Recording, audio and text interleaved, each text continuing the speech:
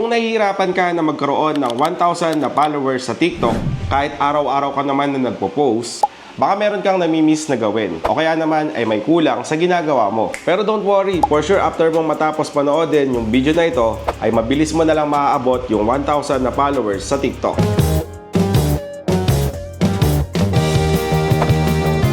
Hi, it's me, John Mendoza Susi, kung saan sa YouTube channel na ito ay nagsishare ako ng mga online tips and online tutorials. Kaya kung hilig mo yung mga ganitong klaseng content, ay huwag mo nang kalimutang mag-subscribe.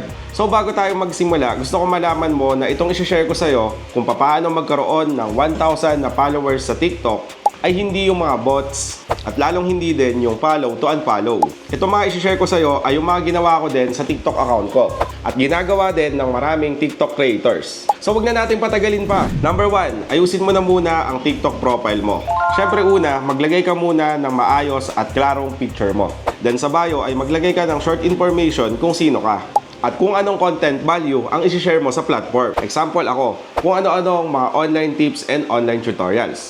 Yung mga tipong ganon. At nga pala, maganda din na maglagay ka ng official email address mo sa iyong bio. Para kung merong direct advertiser na gusto makipag-collab sa'yo, ay madali kang makokontak.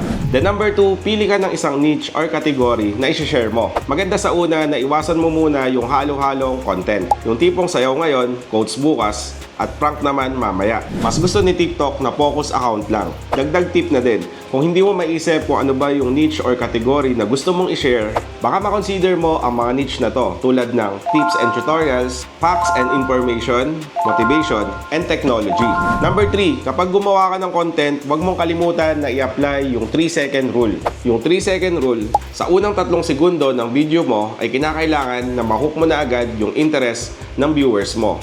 Pwede kang gumamit ng zoom in or zoom out na effects. O kaya naman ay wala na agad intro-intro at diretso na agad sa topic mo. Parang ganito. Alam mo ba na mali ang oras ng pagpo-post mo sa TikTok? Yung tipong ganon. Teka, bago tayo magpatuloy, baka hindi ka pa nakasubscribe sa ating YouTube channel. I-click mo na yung subscribe button. Number 4, consistent posting and consistent improvement. Syempre, wag din post ng post. Kinakailangan din sa kada post natin ay nagkakaroon ng improvement sa sarili natin. Then pilitin mo makapag-post ng 2 to 3 videos na related sa niche mo. Yung mga short videos lang at hindi naman kinakailangan na sobrang haba. Dahil nagbibigay ka ng magandang signal sa algorithm ni TikTok. Number 5, proper hashtags. Sa mga content na sinishare mo, huwag mo din kalimutan na maglagay ng hashtags. Pero hindi yung basta-basta hashtag kinakailangan na related sa mismong topic na ginawa mo. At kahit 5 hashtag lang yung ilagay mo.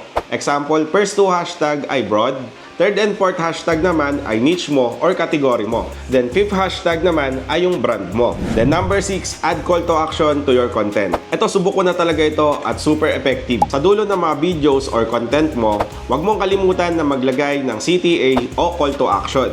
Ito yung example niyan. Don't forget to follow kung gusto mo pa ng mga tips and online tutorials. O kaya naman ay ganito. Comment more sa comment section kung gusto mo pa ng mga TikTok tips.